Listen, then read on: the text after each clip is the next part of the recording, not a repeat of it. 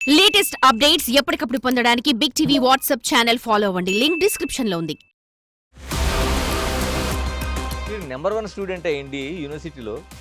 అవన్నీ విడిచిపెట్టి ఉద్యమాల బాట ఎందుకు పెట్టారు? నేను చదివేటప్పుడు ఆర్ఎస్ఎస్ నుంచి రాష్ట్రీయ స్వయం సేవకుడి ఇప్పటికీ నాకు ఆర్ఎస్ఎస్ భావాలు బాగుంటాయి. మీరు తెలుగుదేశం ఎమ్మెల్యేగా గెలిచారు, తర్వాత కాంగ్రెస్ పార్టీ, తర్వాత వైఎస్ఆర్సీపీ, ఇప్పుడు బీజేపీ రాజ్యసభ. ఏం మంత్రదండం ఉంది ఆర్ కృష్ణయ్య చేతిలో? నా యొక్క నిజాయితీని, నిస్వార్థ సేవను అన్ని పార్టీలు గుర్తించినాయి. వైసీపీకి సంబంధించి రాజ్యసభ సభ్యత్వం ఉంది, మీరు రాజీనామా చేశారు, మళ్ళీ బీజేపీకి రాజ్యసభ సభ్యత్వం తీసుకున్నారు.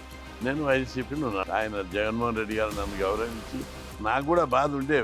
ఆర్ కృష్ణయ్య లేకపోతే ఆయన తమ్ముడు ఇలా ల్యాండ్ సెటిల్మెంట్లు చేస్తారనే విమర్శలు ఎందుకు వచ్చినాయి అంటారు? ల్యాండ్ సెటిల్మెంట్ చేస్తే నేను అప్పులు ఎందుకుంటా? ప్రభుత్వం దగ్గర నేను ల్యాండ్ ఇస్తే తీసుకోలేదు. నయం చనిపోయినప్పుడు మీరు ఎందుకు వెళ్ళారండి అసలు? ఆయన పేరు చెప్తే గజగజ అనుకుంటారు. పోతే స్టేజ్ మీద పాదాభివందనం చేస్తుండే.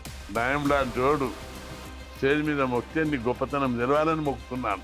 నువ్వు పార్టీ పెట్టాలని నీకు 200 కోట్లు పంపుతాను పేరు. ఆ మనిషి ఇప్పటికి చెప్తాడు, డీసీఎంలో పెట్టినాక వాపసు తీసుకుపోయినామని. బీసీ సంక్షేమ సంఘం జాతీయ అధ్యక్షుడు రాజ్యసభ ఎంపీ ఆర్ కృష్ణయ్యతో big interview. Welcome to big TV. BC సంక్షేమ సంఘం జాతీయ అధ్యక్షులు, రాజ్యసభ సభ్యులు ఆర్ కృష్ణయ్య మనతో ఉన్నారు. కృష్ణయ్య గారు నమస్తే. ముందుగా మీకు శుభాకాంక్షలు, ఎందుకంటే రాజ్యసభ సభ్యుడిగా మీరు మరోసారి ఎన్నికయ్యారు. బిగ్ టీవీ తరపున మీకు శుభాభినందనలు. అంటే ఒకసారి ఎమ్మెల్యేగా చేశారు, మరోసారి రాజ్యసభ చేశారు, ఇప్పుడు మరోసారి రాజ్యసభ చేశారు. రాజ్యసభ చేయడం ద్వారా లేకపోతే ప్రతినిధిగా ఉండడం ద్వారా బీసీలకు ఎలాంటి ప్రయోజనం జరుగుతుంది? అంటే నేను బీసీల కోసం గత 50 సంవత్సరాల నుంచి పోరాటం చేస్తున్నా. అంటే నాకు ఎజెండా ఉంది. ఇట్లా అలాలు తప్ప ఏదో రాజకీయ ప్రయోజనాల కోసం, ప్రచారం కోసం కాదు. ఈ పేద కులాలు చదువుకోవాలి, సంఘంలో సంస్కరణలు జరగాలి, సమాజంలో మూలాల నుంచి సంస్కరణలు జరగాలి. ఈ పేద కులాలు ఏం ఎదుర్కొంటున్నాయి? పేదరికం, అజ్ఞానం, అవిద్య, అమాయకత్వం, సాంఘిక వివక్ష, ఇవన్నీ ఎదుర్కొంటున్నారు. వీటిని నిర్మూలించాలంటే ఏం కావాలి? విద్య. విద్య ద్వారానే సమాజానికి ఒక వెలుగు, విజ్ఞాన సమాజం ఏర్పడుతుంది. ఆ కులాలు ఆర్థికంగా డెవలప్ అవుతారు, చదువుకుంటారు, సంఘం లోపల గౌరవం పెరుగుతుంది, కుటుంబ గౌరవం పెరుగుతుంది, కుల గౌరవం పెరుగుతుంది. చదువుకున్నప్పుడే అన్ని రంగాల్లో వాళ్ళు డెవలప్ అవుతారు. ఆ ఉద్దేశంతో ఈ కులాలు చదువుకోవాలని నేను బిగినింగ్లో 1974లోనే ఉద్యమాలు ప్రారంభించాను. మొదటి ఉద్యమాలన్నీ మిలిటెంట్ ఉద్యమాలు ఉన్నాయి. 1974 బహుశా డేట్ గుర్తులేదు. అప్పుడు కలెక్టరేట్ మీద దాడి చేశాం. రంగారెడ్డి, హైదరాబాదు, వికారాబాద్కి మేము 100 మంది వచ్చి దాడి చేస్తాం. అప్పటి నుంచి సోషల్ ఉద్యమాలు వెలుగులోనికి వచ్చినాయి. అప్పుడు కొంతమందిని జిల్లా పంపారు. నన్ను కూడా కేసు అయితే కలెక్టర్ కేసీఆర్ మూర్తి. నేను మెరిటోరియస్ స్టూడెంట్ కాలేజ్ లోపల, అన్నీ ఫస్ట్ ర్యాంకులే. ఫస్ట్ ర్యాంక్ అంటే కాలేజ్ కాదు, యూనివర్సిటీ టాపర్ను. మ్యాథ్స్లో కానీ, అకౌంటెన్సీలో కానీ చాలా సబ్జెక్ట్, ఇంగ్లీష్ తప్ప అన్ని సబ్జెక్టులలో ఛాంపియన్. మ్యాథ్స్లో 100కి 100 వచ్చినాయి, అకౌంటెన్సీలో 100కి 100 మార్కులు వచ్చినటువంటి స్థాయి. అట్లాంటప్పుడు కలెక్టర్ గారు నన్ను ఎక్స్క్యూజ్ చేసి కేసు విత్డ్రా చేశారు. ఈయనకు బ్రైట్ ఫ్యూచర్ ఉంది, ఈయన కేసు వద్దని. ఆ తర్వాత ఆ మద్దతు దొరికింది నాకు, ఏ ఉద్యమాలు చేయాలి అని చేసుకుంటూ వచ్చినాం. 78లో హాస్టల్లో ఆ రోజు చాలా తక్కువ ఉన్నాయి. మొత్తం రాష్ట్రంలో ఎస్సీ ఎస్టీ బీసీ కలిసి 600 హాస్టళ్ళు ఉంటాయి. ఎక్కువ హాస్టల్లో పెడితేనే ఈ పేద కులాలు చదువుకుంటారు. ఆ రోజులు పేదరికం ఎక్కువ. హాస్టల్ సీట్ దొరికితే తప్ప పేదోళ్ళు చదివించే స్థితి లేదు. ఇక హాస్టల్ పెట్టాలని కొట్లాడినా. ధర్నాలు పీస్ఫుల్గా 3-4 చేసినాం. 77, 78లో ప్రభుత్వం దిగి రాలేదు. 78 సెప్టెంబర్ 27 నాడు అన్ని హాస్టల్స్, యూనివర్సిటీల హాస్టల్స్ తిరిగి పిల్లలకు ట్రైనింగ్ ఇచ్చిన. ఉద్యమం పీస్ఫుల్గా చేస్తే ప్రభుత్వం వింటలేదు.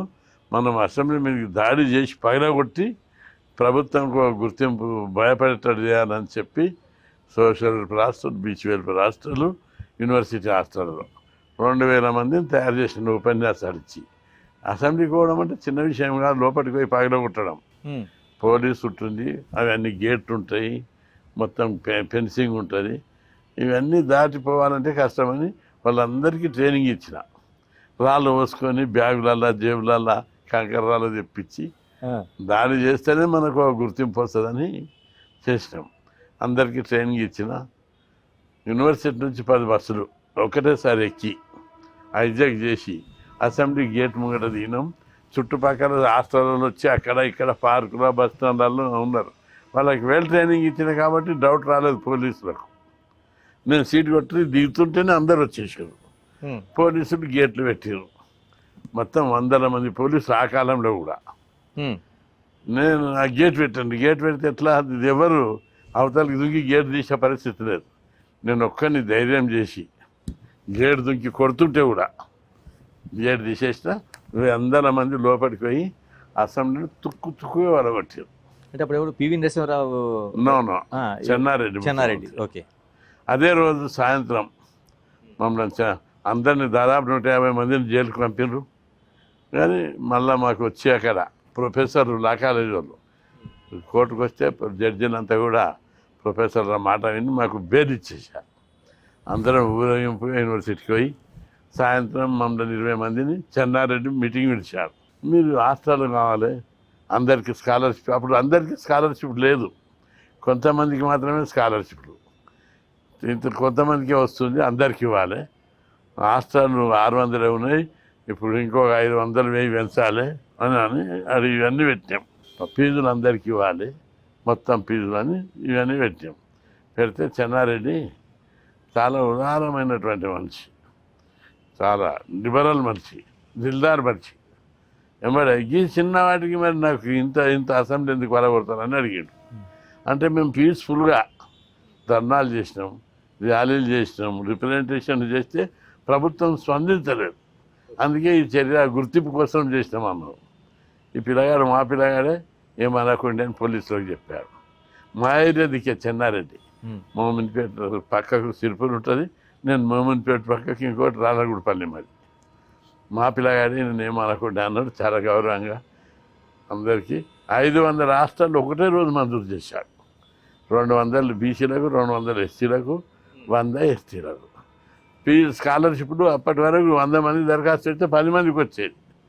40-50% పెంచుతా అని చెప్పి పెంచేసాం. ఇట్లా మేము ఉద్యమాలు చేసుకుంటూ వస్తున్నాం.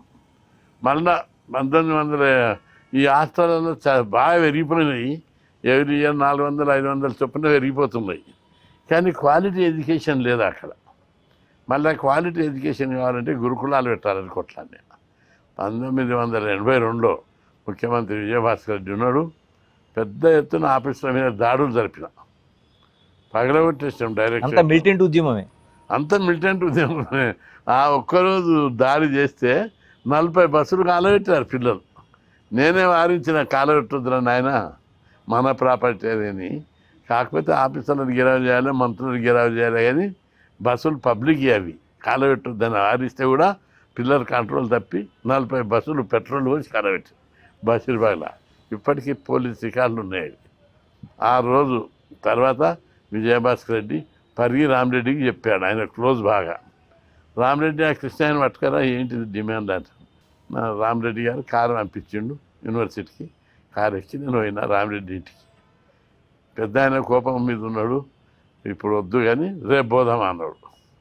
తనని రేపు తెల్లారి తయారై 10 మంది పిల్లల్ని తీసుకొని పోయినా. విజయభాస్కర్ రెడ్డి చాలా గొప్ప మనిషి. అంతవరకు చిర్రు బర్రు అన్నట్టు రామరెడ్డి మీద. నన్ను చూడండి చాలా గౌరవించి డ్రై ఫ్రూట్స్ తెప్పించిన చాలా దాపి అందరికి పిల్లలకు గౌరవించి, ఏం కృష్ణయ్య ఏం కావాలన్నా నా దగ్గరికి రా, నేను చేస్తా కదా అన్నాడు. అంటే ఏం లేదు, ఈ హాస్టల్లో చదువు మంచిగా లేదు, గురుకులాలు పెట్టాలమ్మ.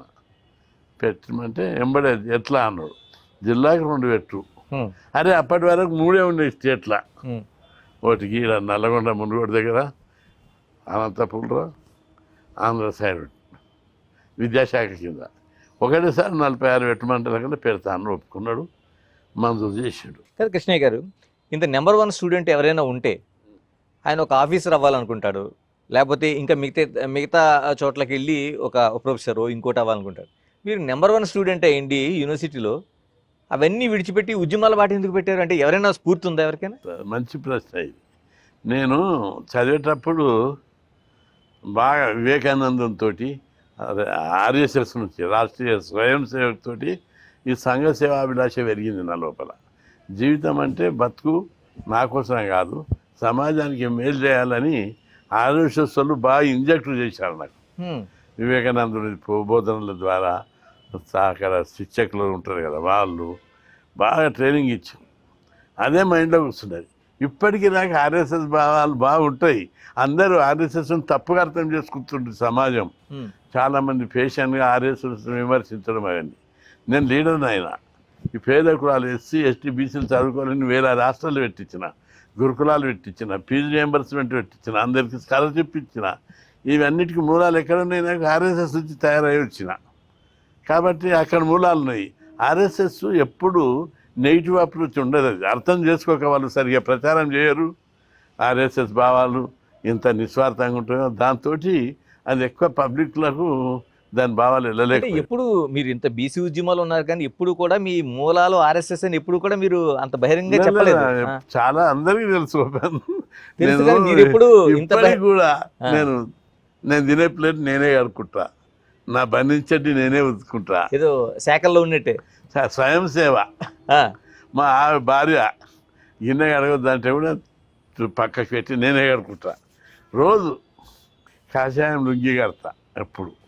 ఓకే, ఇవన్నీ పాటిస్తున్నా.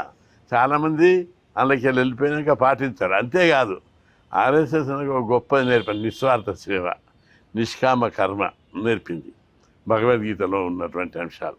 నిస్వార్థ, నేను చేసే ప్రతి పనికి, నేను సంతకం పెట్టే ఏ పనికి కూడా 10 పైసలు తీసుకోను. ఎవడన్నా డొనేషన్ ఇస్తే నా పని నాతో అవసరం లేనోడు ఇస్తే తీసుకుంటా. కానీ నేను చేసే పనికి నా సంతకంకు విలువ కట్టని. రోజు 100 మందికి లెటర్లు రాస్తా, ఒక్క పైసా లేకుండా రాస్తా. నా నెలల్లో ఒక 10 పైసలు లేకుండా ఉంటా. కానీ ఎక్కడ కూడా లొంగ. ఎంపీ ల్యాడ్స్ ఉన్నాయి, నిస్వార్థంగా 10 పైసలు. అందరు ఎంపీలు కమిషన్లు తీసుకుంటారు, అవి ఏదో ప్రతిఫలం. నేను ఒక్క పైసా తీసుకోను. నిస్వార్థమైనటువంటి సేవ. ఇవన్నీ వివేకానందుని బోధనలు, ఆర్ఎస్ఎస్ బోధనల ద్వారానే వచ్చినాయి ఇవన్నీ. కృష్ణ గారు, ఇప్పుడు చాలామందికి ప్రశ్న ఏంటంటే, మీరు తెలుగుదేశం ఎమ్మెల్యేగా గెలిచారు, తర్వాత కాంగ్రెస్ పార్టీలో టికెట్ తీసుకొని ఓటమిది, తర్వాత వైఎస్ఆర్సీపీ ఆంధ్రప్రదేశ్లో రాజ్యసభ సభ్యత్వం, ఇప్పుడు బీజేపీ తరఫున రాజ్యసభ. ఏం మంత్రదండం ఉంది ఆర్ కృష్ణయ్య చేతిలో? ఏం మంత్రం వేస్తారు అసలు? మంత్రం కాదు, నా యొక్క నిజాయితీని, నిస్వార్థ సేవను అన్ని పార్టీలు గుర్తించినాయి. ఈయన సంఘ సంస్కర్త, రాజకీయ నాయకుడు కాదు, ప్రజల మన్నన పొందినటువంటి గొప్ప సంఘ సంస్కర్త. పేద కులాలకు రెచ్చగొట్టి టైపు కాదు, వాళ్ళకి చదువు కావాలని అడుగుతున్నాడు, జ్ఞానం కావాలని అడుగుతున్నాడు, ఆర్థికంగా అభివృద్ధి చెందాలని అనుకుంటున్నాడు, పేదరికం నిర్మూలించాలని అడుగుతున్నాడు, ఆ తర్వాత అధికారంలో వాటా కావాలని అడుగుతున్నాడు. కాబట్టి ఎక్కడ కూడా ఈయన ఆ కులాలను స్వప్రయోజనాలకు వాడుకోవడం లేదు. వాళ్ళ అభివృద్ధికి ఆయన త్యాగం చేసిండు. అందరూ ప్రజలను వాడుకుంటారు, నేను ప్రజల అభివృద్ధికి వాడుకోమని కోరుతున్నా. అంటే పార్టీలన్నీ ఇది గుర్తించినాయి, గుర్తించినాయి. ఓకే, ఇప్పుడే కాదు, ఎప్పటి నుంచో గుర్తించినాయి. 1982లో ఎన్టీ రామారావు పార్టీ పెట్టాడు. మొదట తాండూరు టికెట్ ఇస్తామని, ఆ తర్వాత సంగారెడ్డి టికెట్ ఇస్తా, అసెంబ్లీ పోటీ చేయమని అడిగాడు. నేను యూనివర్సిటీ లా కాలేజ్ ప్రెసిడెంట్ ఉన్నప్పుడు వాళ్ళన్న హిమాయత్ నగర్ ఇస్తే అన్నాడు. నాతో డబ్బులు లేవు, ఎట్లా చేయాలని అడిగినా. హిమాయత్ నగర్లో నువ్వు నామినేషన్ వేసి కూర్చొని గెలుస్తాను, నేను మంత్రిని చేస్తాను రామారావు ఉపేంద్ర ద్వారా చెప్పంపాడు. ఉపేంద్ర వచ్చాడు నా దగ్గరికి. అయినా నేను రాజకీయాలకు రాను, పోరాట యోధునిగానే చేస్తా. ఎందుకంటే అప్పుడు పోరాటాలు బాగా మంచి స్థాయిలో ఉన్నాయి. అప్పుడు గతంలో 75, 80, 90 వరకు విద్యార్థి ఉద్యమాలు చాలా బలంగా ఉండేవి. అనేక విద్యార్థి సంఘాలన్నీ కలిసి జాయింట్ యాక్షన్ కమిటీ వేస్తుండే. 15-20 పీడిఎస్, రాడికల్ విద్యార్థి సంఘం, ఏఎస్ఎఫ్, ఎస్ఎఫ్ఐ, డిఎస్ఓ, ఇంకా బీసీ విద్యార్థి సంఘం జాయింట్ యాక్షన్ కమిటీ వేసి, ఆ జాయింట్ యాక్షన్ కమిటీకి నేను చైర్మన్. నా నాయకత్వమే 78 నుంచి 94 దాకా. నా నాయకత్వాన్ని అందరూ ఒప్పుకుంటారు. వాళ్ళు నేను మంచి కమిట్మెంట్ ఉన్నాడు, ఎక్కడ ప్రభుత్వానికి లొంగడు, ప్రలోభాలకు లొంగడని సర్టిఫైడ్ అన్నట్టు అది అని నా నాయకత్వం కింద పనిచేసాను. అప్పుడు ఆ రోజుల్లో ఉద్యమాలకు కూడా బాగా ప్రచారం ఉండేది. జాయింట్ యాక్షన్ కమిటీ చైర్మన్ అంటే మంత్రి కంటే ఎక్కువ గౌరవం. అట్లా ఉద్యమాలు చేసినాం. ఆ తర్వాత అట్టే కంటిన్యూ అయింది ఆ ప్రాసెస్. అంటే ఇప్పుడు వైసీపీకి సంబంధించి రాజ్యసభ సభ్యత్వం ఉంది, అది కొనసాగుతుండగానే మీరు రాజీనామా చేశారు, మళ్ళీ బీజేపీకి రాజ్యసభ సభ్యత్వం తీసుకున్నారు. అంటే అందులో ఉన్నది ఏంటి అసలు? ఇక్కడ ఇందులో ప్రత్యేకంగా మీకు వచ్చేది ఏంటి అసలు? ప్రజలకు ఆ కన్ఫ్యూషన్ ఉంది. ఎగ్జాక్ట్లీ, మీరు మంచి ప్రశ్న అడిగారు. క్లారిఫై చేయడానికి నేను వైసీపీలో ఉన్నా. వైసీపీ ఎక్కడ పార్టీ, మంచి పార్టీ. ఆయన జగన్మోహన్ రెడ్డి గారు నన్ను గౌరవించి నా సేవలను గుర్తించి పిలిచి ఇచ్చాడు. ఆయన కృతజ్ఞతలు చెప్తున్నాను. అయితే నాకు ఇంకా 4 ఏళ్ళ టైం ఉంది. అవును, కేంద్రంలో ఎవరున్నారు? BJP party. వైసీపీ బీజేపీకి మిత్రపక్షం కాదు, ప్రతిపక్షంగా పోరాడదామంటే బలమైన పార్టీ కాదు. ఓకే, నేను ప్రతి నిమిషము, ప్రతి గంట, ప్రతిరోజు బీసీలకు ఏం లాభం అవుతుంది అని చూస్తుంటా.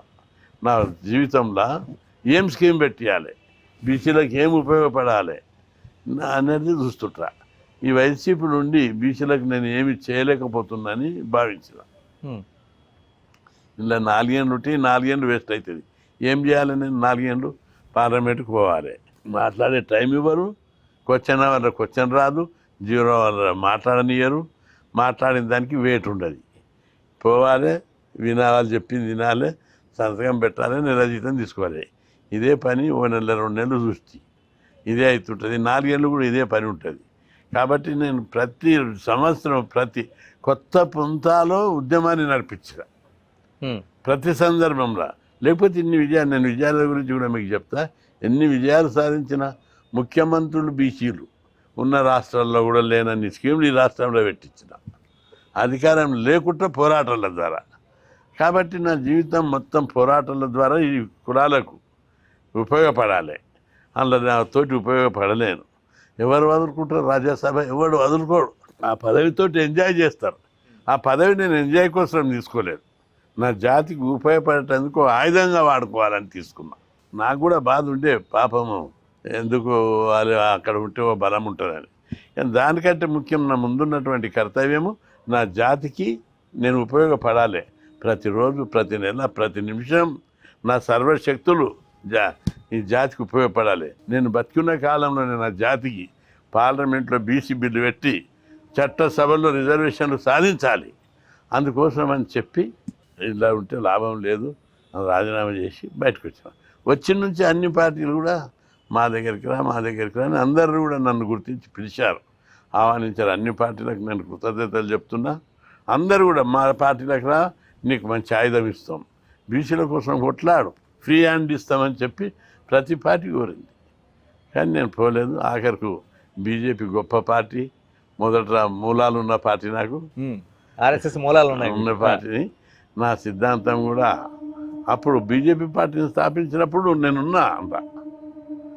అప్పుడు నేను, వెంకయ్య నాయుడు, ఇంద్రసేనారెడ్డి బీజేపీ కోసం కొట్లాడినాము. అందరం పోయి అప్పుడు తక్కువ మంది ఉండి వాల్ పోస్టర్లు రంటి పెడుతుంటే, ఇంద్రసేన రెడ్డి కూడా వాల్ పోస్టర్లు రంటి పెడుతుండే. అంత కష్టపడ్డాం అప్పుడు.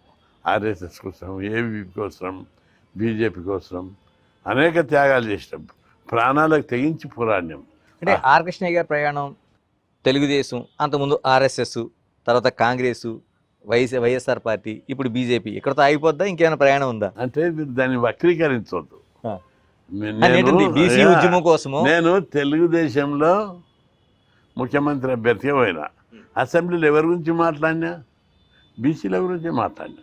బీసీలకు గురుకులాలు పెట్టాలని కొట్లాడితేనే కేసీఆర్ పెట్టాడు. 119, 119 2 సార్లు. ఫీజులు పెట్టాలి, విదేశ విద్య పెట్టాలి, స్టైపెండ్ పెట్టాలి, అనేక స్కీములు పెట్టడానికి కొట్లాడినా. నాకు వచ్చిన ప్రతి అవకాశం అసెంబ్లీలో బీసీల గురించే మాట్లాడినా. కానీ తెలుగుదేశం జెండా, తెలుగుదేశం సిద్ధాంతం. రెండవది కాంగ్రెస్. మీరు చెప్పారు, నేను ఎన్నోనన్నా గాంధీ భవన్ మెట్లెక్కిన్నా, నేను మెట్లెక్కకున్నా నా యొక్క వర్క్ను గుర్తించి ఢిల్లీకి వెళ్ళి రాహుల్ గాంధీ, ఇక్కడ ఉత్తమ్ కుమార్ రెడ్డి గుర్తించి నేను అందులో పార్టీకి సేవ చేయకున్నా ఈయనకి ఇవ్వాలని చెప్పి అర్ధరాత్రి బీ ఫారం పంపించారు. మెంబర్షిప్ లేకున్నా కూడా అవును. అంత గౌరవించారు అప్పుడు కాంగ్రెస్. చాలా మంది పోటీ పడుతున్నారు. పోటీ పడుతున్నారు. కాంగ్రెస్ టికెట్ అంటే అంత ఈజీ కాదు. అది ఒక భాగం. ఇక నేను అక్కడ కూడా పనిచేసిన అందులో చేయలేదు. అవును. జగన్మోహన్ రెడ్డి గారు గుర్తించి నా సంఘసేవ నిజాయితీ అంకితభావం గుర్తించి పిలిచి టికెట్ ఇచ్చారు. ఈరోజు బీజేపీ కూడా నన్ను గౌరవించింది, నా సేవలు గుర్తించింది, టికెట్ ఇచ్చింది. కాబట్టి నన్ను ఎవరు కూడా ప్రజలు కూడా పార్టీ కోణంలో చూస్తలేరు. బీసీ కృష్ణయ్య బీసీలే ఏడున్నా ఆయన ఆయుధం బీసీ, మా కులాల కోసమే పుట్టిడు. నేను కూడా అనుకుంటుంటా చాలాసార్లు నా జన్మ ధన్యమైంది, భగవంతుడి కులాల అభివృద్ధి కోసమే పుట్టించినట్టున్నాడని అనుకుంటుంటా. ఇలాగ మీరే ప్రస్తావించారు. నిజంగానే చంద్రబాబు నాయుడు సైతం ఆర్ కృష్ణయ్యని తెలంగాణలో ఉన్న సీఎం ఒక క్యాండిడేట్గా ఎక్స్పోజ్ చేశారు. మరి ఈ రోజున ఎమ్మెల్యే లేకపోతే రాజ్యసభ వీటితోనే ఆగిపోయే పరిస్థితి వచ్చింది. ఎలాగ ఇప్పుడు ఆ బీసీలకి మీరు అంటున్నట్టు ఒక నిజంగా వాళ్ళు అనుకున్న లక్ష్యం నెరవేరాలంటే ఒక సీఎంగా ఉండాల్సిన అవసరం ఉంటుంది. అదేమైనా ఆలోచన నెరవేరే అవకాశం ఉందా? నేను పదవి కావాలి, సీఎం కావాలి అనే లక్ష్యం కాదు అది. ఈ కులాలకు అభివృద్ధి చేయాలి స్కీములు. నేను ఏ సీఎం ఉన్నా ఏ మంత్రి ఉన్నని చెప్పి దేశంలో లేని హాస్టల్ ఇడబెట్టించాను. దేశంలో ఎక్కడ లేని స్కీమ్ గురుకులాలది. ఆ స్కీమ్ ఇడబెట్టించాను. ఫీజుల రియంబర్స్మెంట్ దేశంలో ప్రపంచంలో ఎక్కడ లేదు, ఇడబెట్టించాం. ఏ పదవి దినకి ఏ సీఎం ఉంది, ఏ మంత్రి పదవి ఉంది.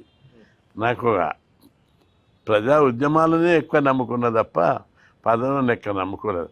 పదవులు వచ్చినాయి, అది దాన్ని ఆయుధంగా వాడుకుంటున్నా. వచ్చిన పదవిని బీసీల కోసం ఆయుధంగా వాడుకొని బీసీలకు మరిన్ని స్కీములు సాధించాలని అంతే. కృష్ణ గారు, ఇక్కడే ఒక డౌట్ ఏంటంటే, ఇప్పుడు నిజంగా మండల ఉద్యమం మీకు తెలుసు, దేశవ్యాప్తంగా బీసీలందరూ ఉవ్వెత్తున వెళ్ళిన ఉద్యమం అది. ఆ రోజున అదే ఉద్యమానికి రథయాత్ర పేరుతో బీజేపీ యాంటీగా ఒక ఉద్యమం నడిపింది.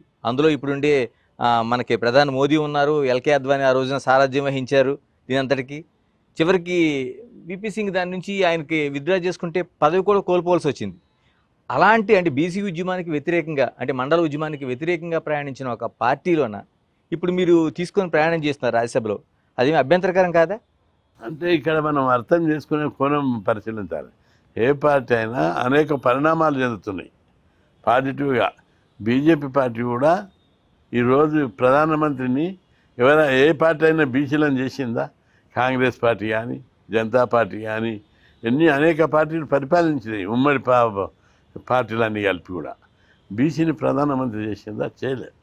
బీజేపీ పార్టీ ఒక రైల్వే ప్లాట్ఫారం మీద ఛాయ్ అమ్మినటువంటి నరేంద్ర మోడీ, అత్యంత పేద కుటుంబం, పేద కులాల నుంచి వచ్చినటువంటి నరేంద్ర మోడీని ప్రధానమంత్రి చేసింది.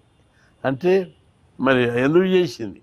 ప్రాక్టికల్గా బీజేపీ పార్టీ మాటలు కాదు చెప్పేది, ఆచరణలో చూపిస్తుంది.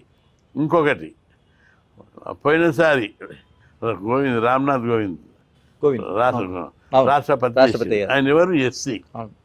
రాష్ట్రపతిని ఎవరైనా ఎస్సీ చేశారు? చేయలే. బీజేపీ పార్టీ రాష్ట్రపతి చేసింది. ఇప్పుడు కూడా ఎస్టీని చేశారు. ఇప్పుడు ఎస్టీని చేశారు. ఎస్టీ లేని మామూలు కుటుంబం నుంచి వచ్చిన ఆమె రాష్ట్రపతి చేశాను. కాబట్టి బీజేపీ పేదలకు వ్యతిరేకం కాదు, పేద కులాలలోని పేదరికాన్ని తొలగించే విధానాలు ముఖ్యమని భావించే పార్టీ.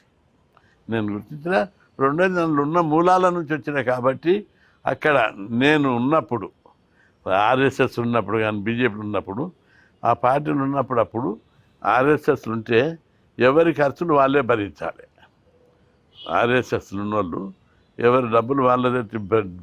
బస్కు పోయినా, వెహికల్స్ మీద పోయినా, ఏ కార్యక్రమానికి పోయినా, బయట ట్రైనింగ్కి పోయినా శిక్షగా, లేకపోతే బయట ఉంటాయి క్యాంపులు ఉంటాయి, క్యాంపులకు పోయినా అందరు కాంట్రిబ్యూట్ చేసుకుంటారు. కానీ నాకు నేను ఒక్క పైసా పెట్టలేదు. నా కోసం మనలో ఉన్నటువంటి పెద్దోళ్ళు కృష్ణయ్య ఖర్చు మేము బేరు చేస్తాము. అప్పుడు నేను కొద్దిగా ఇబ్బందులు ఉంటాయి, మా నాయన అమ్మ చనిపోయి, నాకు వాళ్ళే పెట్టారు.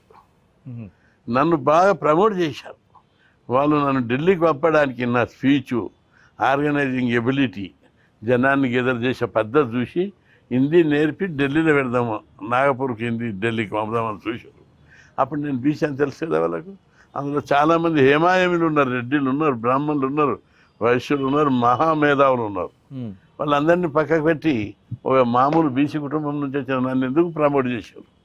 కులతత్వం అక్కడ ఉండదు, చెప్పలేకపోతున్నారు వాళ్ళు. ఇప్పుడు అందులో ఆర్ఎస్ఎస్ ఉన్న వాళ్ళు చాలామంది పెద్దలందరూ ముఖ్యమైన నాయకులు వాళ్ళందరూ కూడా బీసీలే ఉన్నారు. ఇప్పుడు వాళ్ళు కులం చూడరు, దేశభక్తి, జాతీయత, సంఘసేవ, రెండవది శ్రమశక్తి, అంతే వర్క్ కల్చర్, జ్ఞాన సంపాదన, ఇట్లా ఈ లైన్లో పోవడం వల్ల దానికి వక్రీకరించారు చాలామంది. కానీ దాని పాజిటివ్ కోణంలో చూస్తే అర్థమవుతుంది. అంటే కృష్ణయ్య గారు, ఇప్పుడు బీసీలకు రాజ్యాధికారం అనేది ఒక నినాదంగా ఇప్పుడు మనకు కొనసాగుతూ ఉంటుంది. ఇప్పుడు మీరు చెప్తున్నట్టు ప్రధాని నరేంద్ర మోదీ బీసీ, ఇంకా ఏం చేయాల్సిన అవసరం ఉందా? ఒక ప్రధాని స్థాయిలో దేశానికి అత్యున్నతమైన పదవిలో ఉన్నారు ఆయన, ఒక బీసీ. మరి ఇంకా బీసీలకు రాజ్యాధికారం అనే నినాదం ఎక్కడి వరకు వెళ్ళగలుగుతుంది? ఇంకా అంటే ప్రధాని అయ్యిండు. ఇప్పుడు జనరల్గా బీసీల వాదం ఎట్లుంటుందంటే, ఆ కులాలకు అధికారంలో వాట వస్తే ఆ కులాల గౌరవం పెరుగుతుంది, ఆ కులాల ఆత్మవిశ్వాసం పెరుగుతుంది, మనోనిబ్బరం పెరుగుతుంది, ఆ కులాల అభివృద్ధి దిశగా పయనిస్తాయి అనేది రాజ్యాధికార సిద్ధాంతం. ఏ కులాలు అయితే రాజ్యాధికారంకు ఉంటాయో ఆ కులాలకు సమాజంలో గౌరవం ఉంటుంది, ఆ కులాలు అన్ని రంగాల్లో ప్రవేశిస్తారు, అభివృద్ధి చెందడానికి అవకాశాలు తోవలు ఏర్పడతాయి, మార్గాలు. అందుకోసమని ప్రజాస్వామ్యం ఇది. ప్రజాస్వామ్యంలో అన్ని కులాలు, అన్ని సామాజిక వర్గాలకు జనాభా ప్రకారం వాటా ఇవ్వాలనేది దీని సిద్ధాంతం. అంతేగాని మరి బీసీ అన్నదమ్ములు ఉండి ఒక మాట చెప్తా, ఒక తల్లిదండ్రులకు 5 మంది పిల్లలు ఉంటారు, అన్నదమ్ములు. 5 మంది తండ్రి తల్లి సంపాదించిన, తల్లిదండ్రులు సంపాదించిన ఆస్తిలో 5 మందికి సమానంగా ఇస్తారా? చిన్న తమ్మునికి తక్కించి పెద్ద ఆయనకి ఎక్కిస్తారా? ఇక్కడ కూడా అంతే. మేమంతా భారతమాత ముద్దు బిడ్డలం. భారతమాత బిడ్డలకు మా వాటా మేము అడుగుతున్నాం బీసీలు అనేది. ఇది అన్నదమ్ముల పంచాయతీ తప్ప శత్రువుల పంచాయతీ కాదు ఇది. కాబట్టి ఆ కోణంలో దీన్ని చూడాలి. కృష్ణ గారు, చాలా వరకు బీసీలకు సంబంధించిన ఉద్యమం కావచ్చు, లేకపోతే నాయకత్వం కావచ్చు, ఒక ప్రధానమైన విమర్శ వినిపిస్తూ ఉంటుంది. అంటే బీసీల ఉద్యమ నాయకులుగా ఉండేవాళ్ళు, అంటే ఆ బీసీల ఉద్యమం కావచ్చు, లేకపోతే బీసీలకు సంబంధించిన ఆ మంత్రం కావచ్చు, ఇది బీసీల కంటే బీసీ నాయకులకే ఎక్కువ ఉపయోగపడుతుంది అనేది ఒక ప్రధానమైన విమర్శ ఎక్కువ వినిపిస్తూ ఉంటుంది. ఏం సమాధానం చెప్తారు? అది కొందరికి వర్తించవచ్చు, కానీ మీరు చూడండి, నా విషయంలో నేను బీసీలకే ఉపయోగపడ్డ ఆరతికారపురం లేక, నేను స్టూడెంట్గా మీరు ఇంతకు మొదలు అడిగారు, meritorious university topper, gold medalist student. నేను పోతే బ్యాంక్ ఆఫీసర్ అయినా, బ్యాంక్ ఆఫీసర్ జాబ్ వచ్చింది నాకు. గ్రూప్ 1 వచ్చింది, గ్రూప్ 2 వచ్చింది. ప్రయత్నం చేస్తే సివిల్ సర్వీస్ ఐఏఎస్ కూడా వస్తుండే, అది ట్రై చేయలేదు అప్పటి పరిస్థితుల్లో. అయినా కూడా వాటిని వదులుకొని, బ్యాంక్ ఆఫీసర్ వదులుకొని, గ్రూప్ 2 వదులుకొని వచ్చి ఎందుకు సేవ చేస్తున్నా? సంపాదించాలని ఉంటే అక్కడనే సంపాదించుంటే, లేదా ఆ తర్వాత ఈ మధ్యకాలంలో వచ్చిన పరిణామాల్లో రియల్ ఎస్టేట్ చేసిన, ఏది చేసినా 1000 కోట్లు సంపాదించే శక్తి, సామర్థ్యాలు, తెలివితేటలు ఉన్నాయి.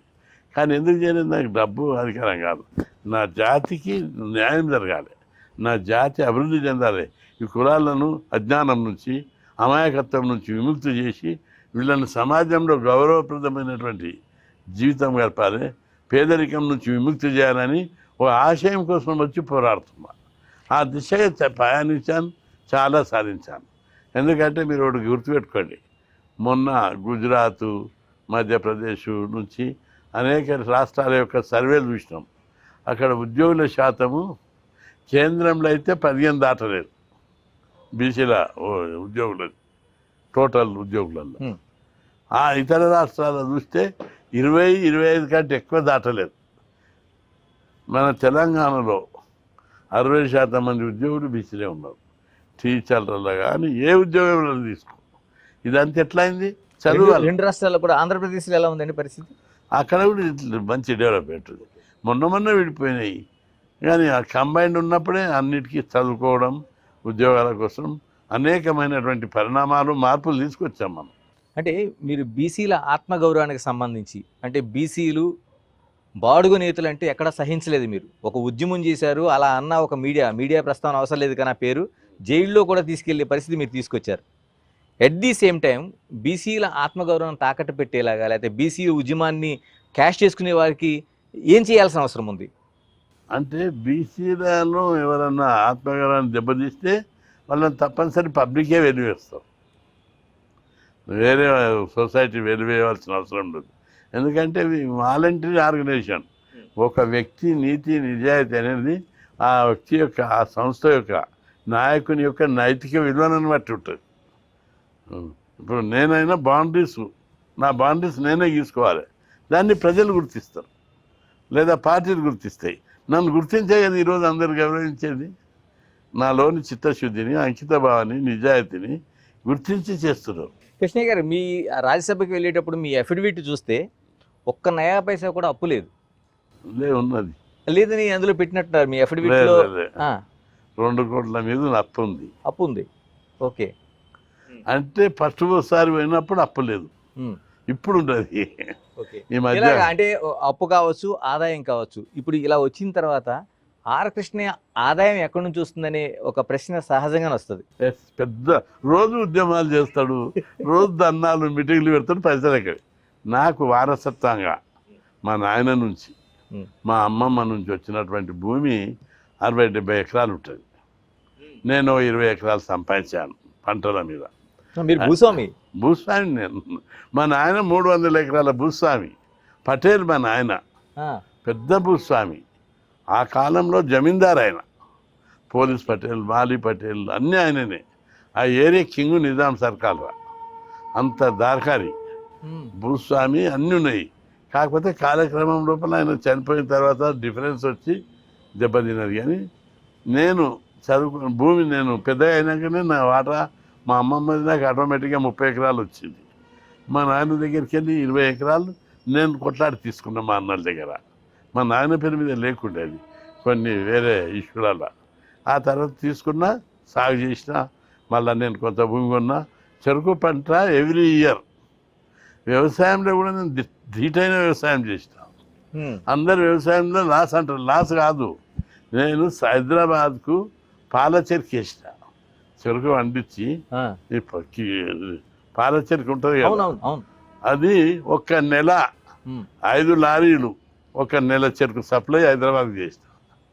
ఎంత చెరుకు పండించినా చూడు, అది లక్షల రూపాయలు, 70-80 లక్షల చెరుకు. చాలా క్వాలిటీ చెరుకు, చాలా క్వాలిటీ చెరుకు, ఎక్కువ రేటు. ఫ్యాక్టరీకి వేస్తే ఎంత వస్తుంది? 3000 టన్ను తీసుకుంటాడు.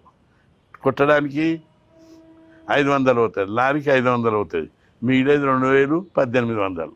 కానీ పాల చెరుకు వేస్తే పొలం కాడికి వచ్చి 4500 టన్ను వాళ్ళే తీసుకొని పోతారు. అంటే 3 రెట్ల లాభం వస్తుంది మనకు.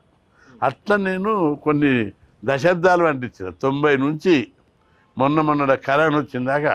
కరోనా వచ్చినప్పుడు చెరుకు దెబ్బతినిపోయింది, తీసుకోలేదు ఎవరు, కాలబెట్టిన ఆఖరు. అంటే 100 ఎకరాల భూస్వామి నాన్న దగ్గర నుంచి మీ దగ్గరికి వచ్చినప్పటికీ ఒక 60 ఎకరాలు, మీరు 20 ఎకరాలు కొన్నారు.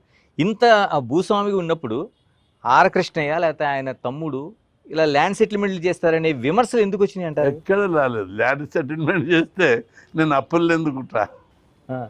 ల్యాండ్ సెటిల్మెంట్ ఎక్కడ? నాకు ఆ కమిట్మెంట్ పోతుందని నేను అన్ని ఫీల్డ్లు ఎంచుకోలే.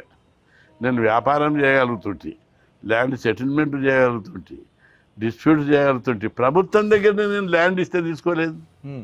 రాజశేఖర రెడ్డి ల్యాండ్ ఇస్తాడు, విజయభాస్కర్ రెడ్డి ల్యాండ్ ఇస్తాడు. ఫ్రీగా మా సంఘానికి వచ్చేదే తీసుకోలేదు. ఒక కమిట్మెంట్ తోటి ఉన్నాను నేను. ప్రభుత్వంతో పోరాడతా కాబట్టి ప్రభుత్వం నుంచి ఎలాంటి లాభం పొందొద్దని ఆ కమిట్మెంట్ తోటి ఉన్నా. అంతేగాని ఎక్కడ ల్యాండ్ సెటిల్ చేసినా తప్పేం కాదు. ల్యాండ్ దంద చేస్తే తప్ప వ్యాపారం అది. కానీ చేయలేదు, నా టైం సరిపోక. రోజు నా దగ్గరికి 1000 మంది వస్తారు. అవును, జిల్లాల మంది. ఇక్కడ అవసరాలు ఉన్నోళ్ళు, సంఘం వాళ్ళు, వాళ్ళ పనులు నాకు టైం సరిపోవు. ఇంత టైం పైగా. ఇక్కడే ఒక చిన్న ప్రశ్న ఏంటంటే, నయీం చనిపోయినప్పుడు చాలా మంది దగ్గరికి వెళ్ళడానికి కూడా భయపడి దూరంగా ఉన్నారు. ఆయనతో చాలా లబ్ధి పొందిన వాళ్ళు కావచ్చు, మిగతా వాళ్ళు కావచ్చు. అవును. మీరు ఎందుకు వెళ్ళారండి అసలు? అంటే ఆయనతో అంత పరిచయం ఉందా? నయీము రాడికల్లో ఉండే మొదలు. ఓకే. రాడికల్ నక్సలైట్ మావోయిస్టులు ఉన్నారు. నేను ఉద్యమాలు చేసేటప్పుడు 1992 private medical college, mandal commission ఉద్యమం, ప్రైవేట్ మెడికల్ కాలేజ్ ఉద్యమాలు చేసేటప్పుడు 32 సంఘాలతోటి ఒక జాయింట్ యాక్షన్ కమిటీ వేశారు. ఆ కమిటీ చేసినప్పుడు నేను దానికి చైర్మన్. అప్పుడు నయం భువనగిరిలో చదువుతున్నాడు అనుకుంటా. అప్పుడు నా ఉద్యమానికి జనాన్ని తెచ్చేది అక్కడికి ట్రైన్లో ఫ్రీగా. ఉద్యమంలో పాల్గొన్న తర్వాత అంటే ఆయన రాడికల్ యూనియన్ తరఫున తెస్తుండే. ఓకే. పోయేటప్పుడు క్యాంపస్ అన్న ఉంటుంటే వచ్చి క్యాంపస్లో నా నెంబర్ మీద 20-30 మందికి భోజనం తింటుండే. పోయేటప్పుడు నా దగ్గరికి వస్తుండే, అన్న మేము పోతున్నామంటే నేను అప్పుడు ఆ కాలంలో 100-200 అంటేనే ఎంతో గ్రేట్, ఖర్చులకు ఇస్తుంటే పోతుంది. అట్లా రెండవది ఆయన నా ఉపన్యాసాలతోటి బాగా స్ఫూర్తి పొందిండు. రెండవది నేను చేసే నిస్వార్థ సేవ, ఎంతోమంది కాలేజ్ సీట్లు నేను ఇప్పుడు అన్ని ప్రైవేట్ కాలేజెస్నే సీట్లు దొరుకుతున్నాయి. 90లో 85 ఆ ప్రాంతంలో కాలేజీలో సీట్లు దొరకకుండే ఓకే. నేను అడిషనల్ సీట్లు దబాయించి వీసీని, రిజిస్ట్రార్ను, అకాడమిక్ ఆడిట్స్ను అట్టి బెదిరించి ప్రతి కాలేజీలో 20 సీట్లు ఎక్కువ నేను చిట్టి రాసి ఇప్పిస్తుంటే అవన్నీ చూసిండు ఆయన. మునగాడు లీడర్, కృష్ణారెడ్డి లీడర్ అని. అంతేకాదు హాస్టల్లో నేను చిట్టి రాస్తే హాస్టల్లో నేను చిట్టి రాస్తే అందరికీ స్కాలర్షిప్. అంటే కోట అయిపోయినాక అడిషనల్గా కొట్లాడి ఇప్పించాను. నేను చిట్టి రాస్తే బ్యాంకు లోన్లు, నేను చిట్టి రాస్తే గురుకుల సీట్లు. ఇట్లా ఆ కాలం నుంచే పెద్ద పెద్ద ఐఏఎస్ ఆఫీసర్లు కూడా ఇప్పుడు చెప్తారు, అన్నా చీఫ్ ఇంజనీర్ వాళ్ళంతా, అన్నా నేను చదివేటప్పుడు మాకు స్కాలర్షిప్ రాలేదు, యూనివర్సిటీకి వచ్చినా నువ్వు ఒక సీనియర్ పేపర్ మీద రాసి ఇచ్చినావు, నాకు స్కాలర్షిప్ వచ్చింది, నేను బీటెక్ ఎంటెక్ చేసి ఈరోజు గొప్ప ఇంజనీర్ అని చెప్తాను. ఆ కృతజ్ఞత ఉందండి. ఉన్నది. ఎవరిని అడుగు, మీరు అనేక మందిని అడిగి చెప్తారు. డిఎస్పీ లైన్, ఏసీపీ లైన్ వాళ్ళు అంటారు, సిఐ లైన్ వాళ్ళు, ప్రొఫెసర్లు, ప్రిన్సిపాల్స్.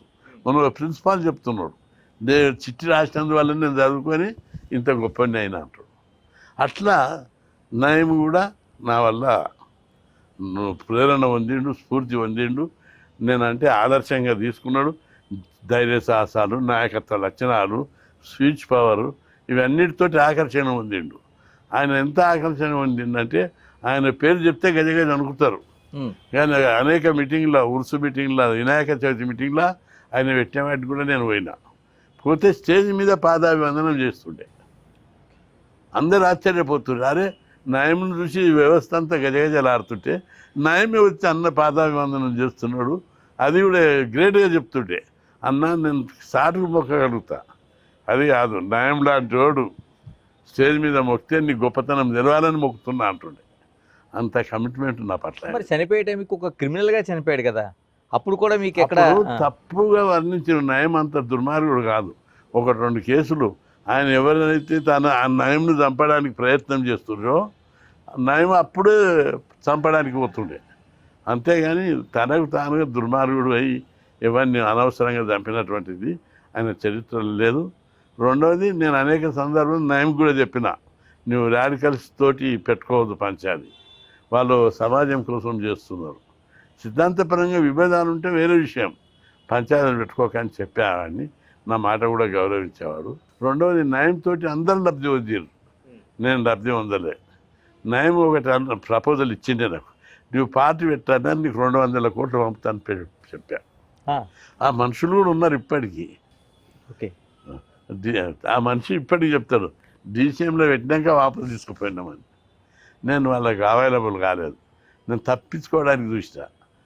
అంటే ఆయన ఆఖరికి అన్నాడు నయమే, అన్న ఈ అన్ని సూట్ కేసులు, బ్యాగులు కొండపోయి మీ ఇంట్లో పెడుతుంటే అందరు చూస్తారని నీకు ఉన్నట్టుంది, నేనే ఇక్కడ ఏమన్నా ఇల్లు తీసుకుంటా, అపార్ట్మెంటు, అందులో పైసలన్నీ పెడతా, లాకేస్తా, తాళం చేయి పంపిస్తా, అప్పుడన్నా తీసుకుంటావా అన్నాడు. లేదు నేను దాటేసుకుంటూ వచ్చాను. నో అంటే కూడా కష్టమైన దగ్గర అభిమానంతో అంటుండు, ఎస్ అంటే నా మనసు ఒప్పుకుంటలేదు. అప్పుడు ఆయన అన్నాడు ఆ మాట, అన్నా నువ్వు నా డబ్బు పాపపు సొమ్మని వద్దనుకుంటున్నావు, అదే అన్న నా అంతరాత్మ చెప్తుంది, నీ మంచి మనసు నాకు తెలుసు కాబట్టి నేను తిరుపతి వెంకన్న ఉండిలో ఈ డబ్బు ఉండబోయి చేస్తా, వెంకన్న వద్దంటాడా అన్న, నా సొమ్ముకు పుణ్యం లభిస్తుంది, నీకు కూడా ఈ డబ్బు పంపిస్తే నువ్వు పుణ్యకార్యాలు చేస్తావు, పార్టీ పెడతావు, పెద్ద మంచి పనులకు ఉపయోగిస్తావు, ఉద్యమాలు చేస్తావు, ధర్నాలు చేస్తావు, ఎందుకు వద్దంటావు అన్న అని అడిగింది.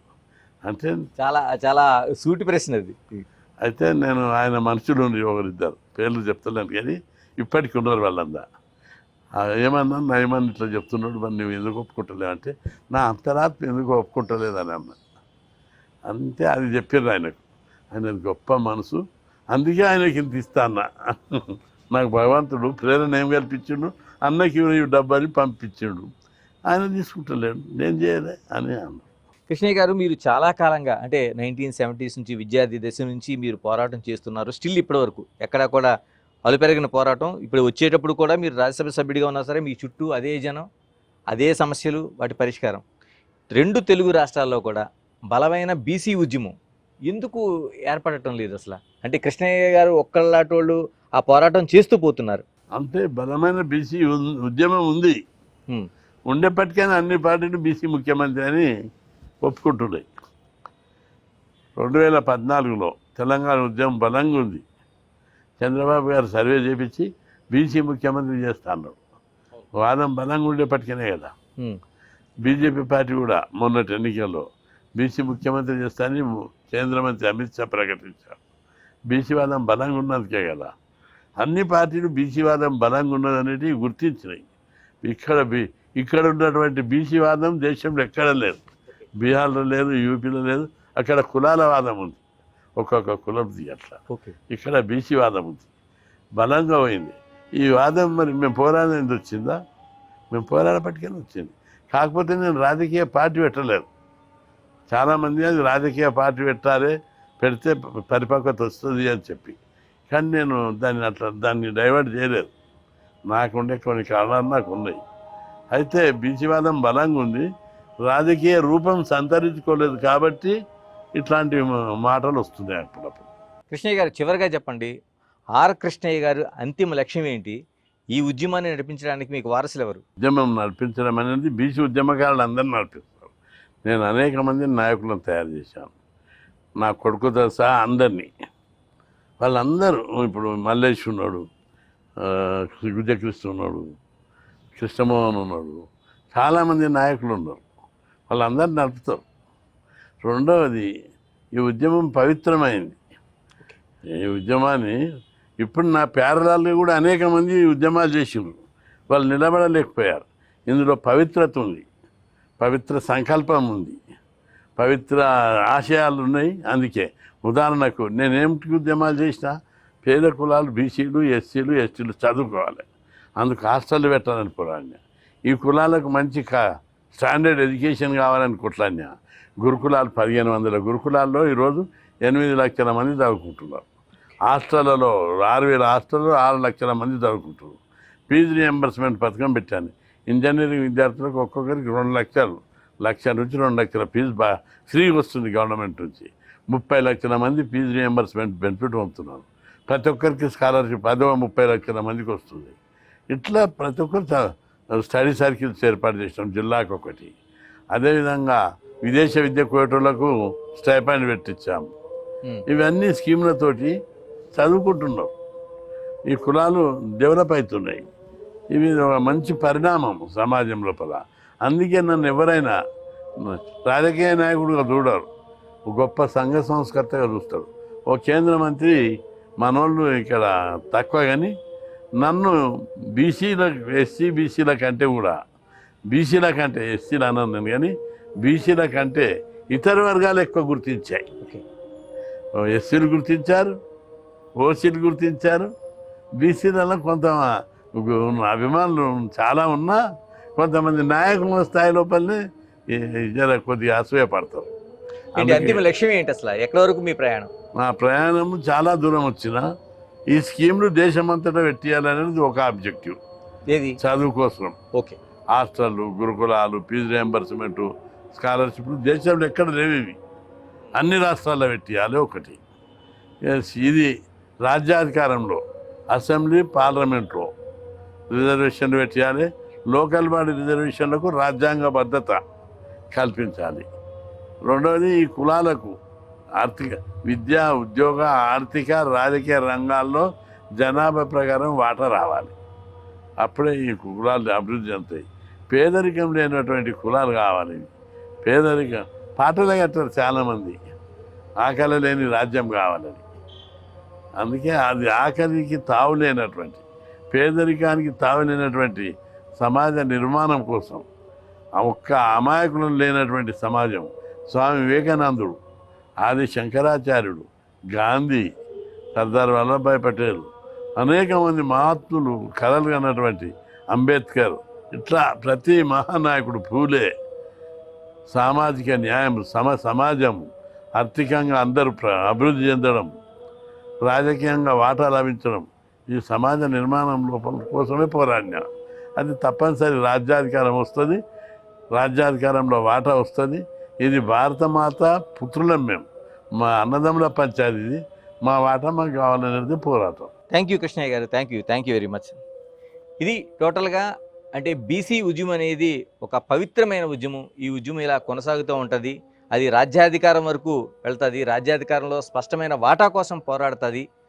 ఆకలి లేని, దారిద్ర్యం లేని ఆ ఉద్యమే తన అంతిమ లక్ష్యాన్ని ఆర్ కృష్ణయ్య స్పష్టం చేస్తున్నారు. Keep watching Big TV. This is Ganesh. For more videos like this, subscribe Big TV channel.